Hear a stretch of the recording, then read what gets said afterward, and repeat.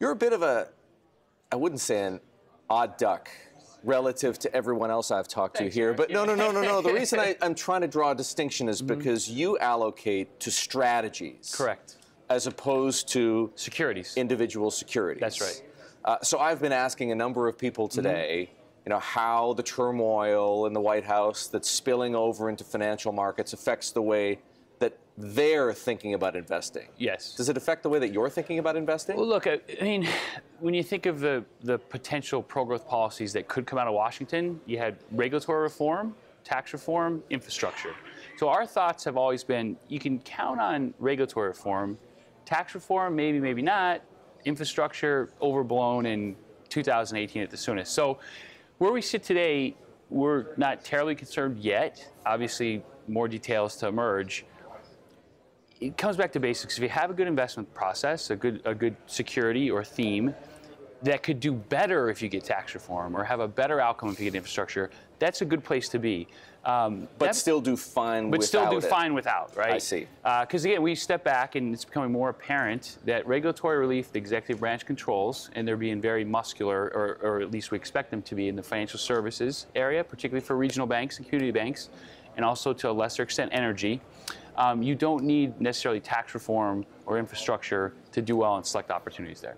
How much concern have you discerned among the participants at the conference here about what's come out of the White House the last several days, and of course the way that markets are reacting to it now? Yeah, well, look, I think remember, volatility, starting point is volatility has been extremely low, and for quite some time there's been, tax reform's been pushed back, and is it going to be revenue neutral? Is it going to be a big fiscal stimulus? Very unclear. Whose plan goes forward?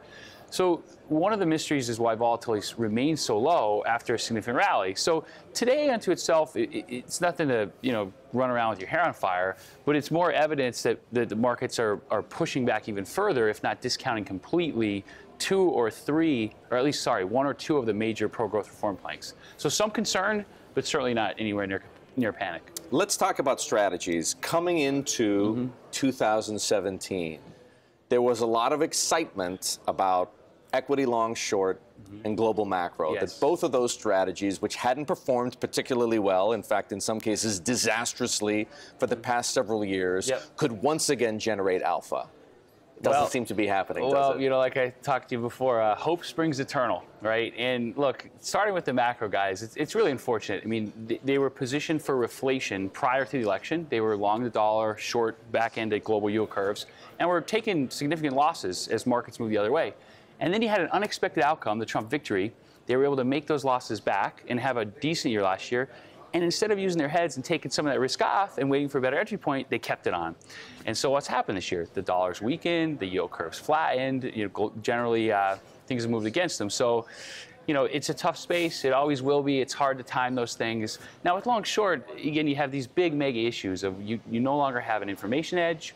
You have massive flows from active to passive management. You have no vol. You have no vol. You do have some dispersion, to be fair, and correlations have come down. But it's hard to add value picking stocks. It always has been. Idiosyncratic risk is not that important, and the big trends are still in your face. So as you know, we have no exposure to those spaces, fortunately. Either of them. And we get plenty of things allocation. wrong. But yeah, basically we have 0.5% to a long biased regional bank fund. Will the conditions ever return that favor equity long short, or is that has technology and the evolution of financial markets made it a dead end strategy? We hope so for the sake of active managers in the industry, but again, where is the information edge? That pre-Reg FD, and then you had the information networks that the SEC eventually eliminated because of a few bad actors, but you had some degree of information edge. Now that's non-existent. That's point one. Point two, and people forget about this, someone else with deep pockets has to drive a security price in your favor for you to make money from a stock selection. That used to be the long-only active management community. They're a shadow of what they once were. At some point that could turn, but when? 2 years from now? 5 years from now? So all that capital's been soaked up by passive instruments. By passive, and so there's no final arbiter of idiosyncratic risk. So we again, we're hopeful, but we don't expect Makes markets less efficient. In theory, idiosyncratic risk should become a large enough determinant. So instead of 5 or 10%, 20 to 30. But when? And then again, who drives the stock either up or down in your favor? You need a deep-pocketed, active manager that's looking at the same things you are. So what do you like?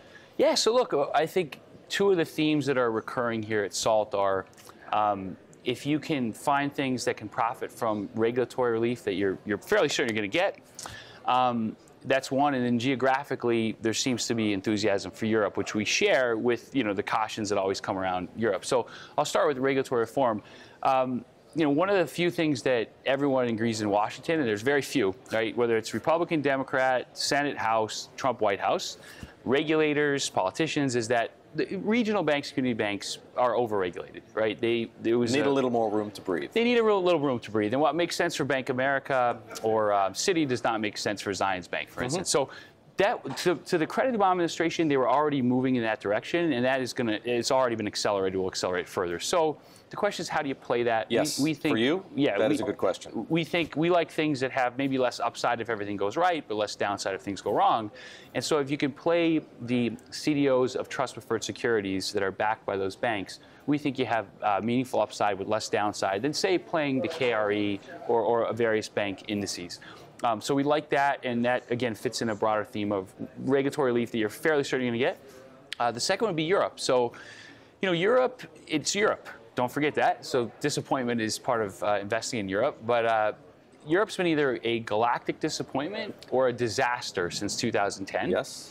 You're finally in a situation where you have good economic growth, actually better than the U.S. the past 2 quarters, for what it's worth, better inflation data, and QE still in play, reasonable valuation discounts, and last but not least is flows. So you had over $200 billion pulled out of Europe the past several years, and you finally stabilized and turned up.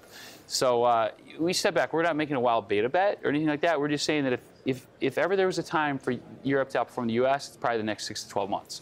Equity, European equity, or European credit?